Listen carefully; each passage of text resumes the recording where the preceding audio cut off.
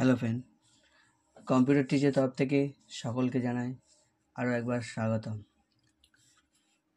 আগের ভিডিওতে আমরা দেখেছি যে এক্সেলে মার্কশিট কীভাবে তৈরি করে, কিন্তু আজ আমরা শিখব মাইক্রোসফট এক্সেলে খুব সহজেই কীভাবে একটি স্যালারি শিট তৈরি করা যায়। তো আশা করি আগের ভিডিওটা খুব ভালো লেগেছিল। তো প্লিজ বন্ধুরা, ভিডিওটাকে স্কিপ না করে পুরো দেখবে এবং দেখা শেষে একটা লাইক, একটি কমেন্ট এবং একটু সাবস্ক্রাইব করবেন।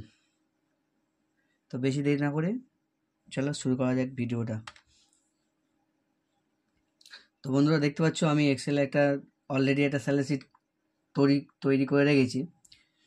তো এখানে আমি দিয়েছি, দেখো প্রথমে আছে এসএল নাম্বার, এসএল মানে সিরিয়াল নাম্বার, তারপর আছে এমপ্লয়ি নেম, তারপর আছে বেসিক স্যালারি, তারপর আছে DA, TA, HRA, MA, gross, PF এবং নেট স্যালারি। তো বেসিক স্যালারি তোমরা সকলেই জানো, কোনো একটা কাজে যদি কোনো এমপ্লয়ি যোগদান করে তো তার নর্মাল মাইনে হচ্ছে সেটাই হচ্ছে বেসিক স্যালারি। আচ্ছা, তারপরে দেখতে পাচ্ছ ডিএ। ডিএটা কি? ডিএটা হচ্ছে ডিয়ারনেস অ্যালায়েন্স, যার বাংলা কথা হলো টিফিন খরচ। টিএটা কি? টিএটা হচ্ছে ট্রাভেলিং অ্যালায়েন্স, মানে কি গাড়ি ভাড়া। এইচআরএ কি? হাউস রেন্ট, মানে হচ্ছে ঘর ভাড়া। এমএ হচ্ছে মেডিকেল।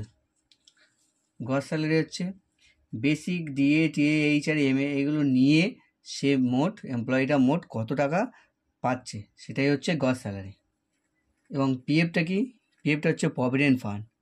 প্রভিডেন্ট ফান্ড মানে কোনো ব্যক্তি যদি রিটায়ার হয়ে যাওয়ার পরে এককালীন কিছু একটা টাকা পায়, যে টাকাটাকে পিএফ বলে। এই টাকাটা কোম্পানি কি করে,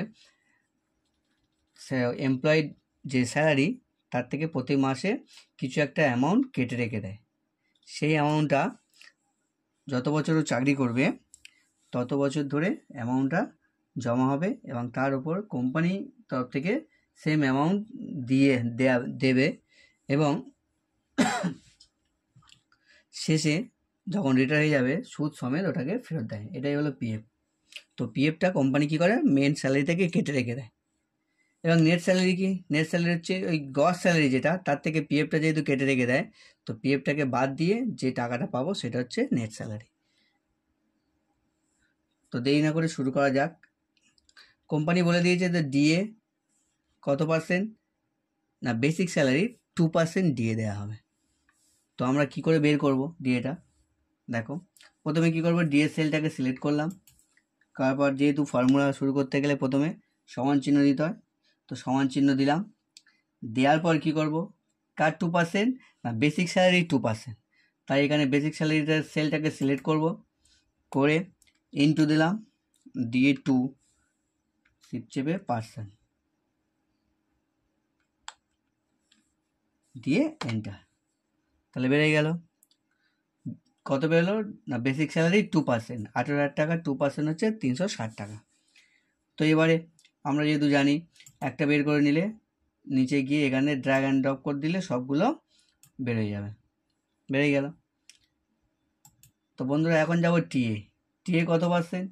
টিএ হচ্ছে বেসিক স্যালারির 4%।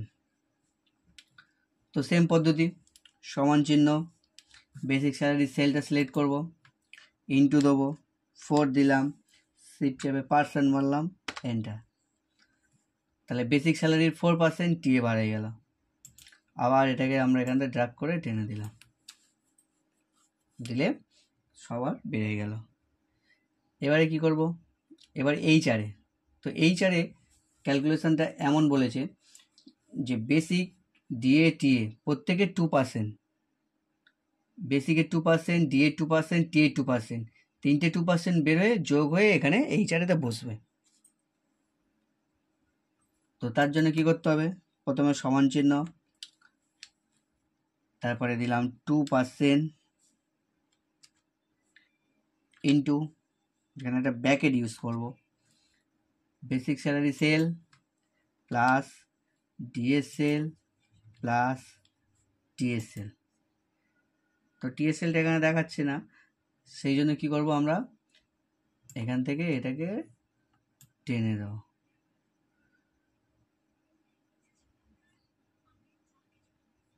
আর সরি, তো এখানে আমরা কি করব,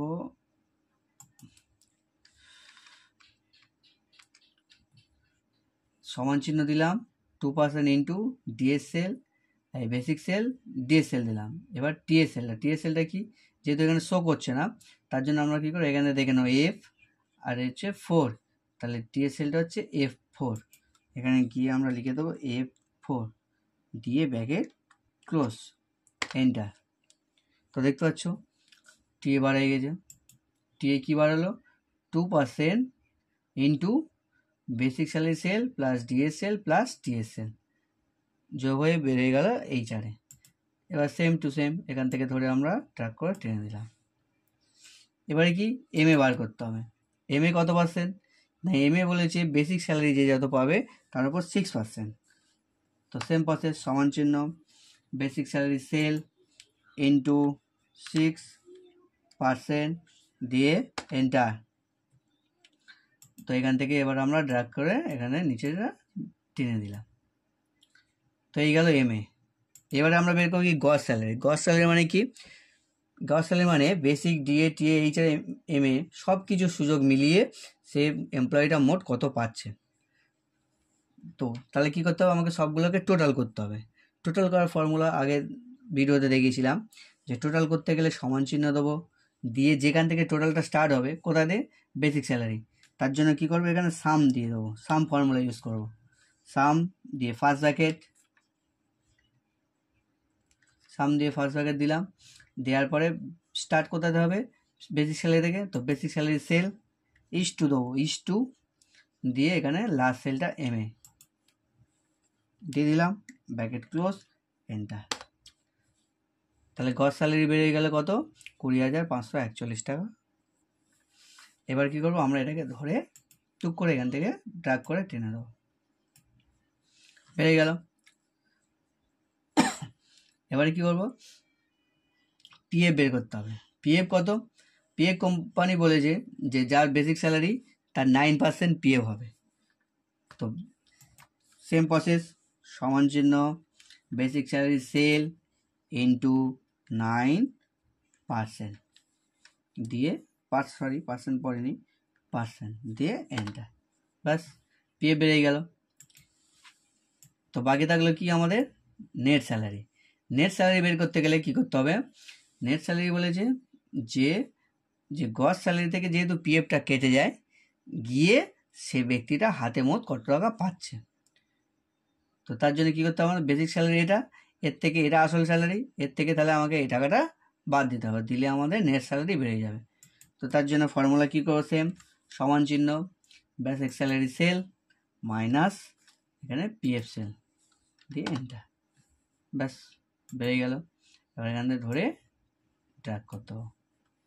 দেখো বন্ধুরা, খুব সহজেই কিভাবে একটা স্যালারি শিট আমি তৈরি করে ফেললাম। তো আশা করছি তোমরাও এরকম খুব সহজ পদ্ধতিতে যেমন দেখিয়েছি সেম পদ্ধতিতে তোমরাও খুব সহজে ইজিলি এটাকে তৈরি করে নিতে পারবে।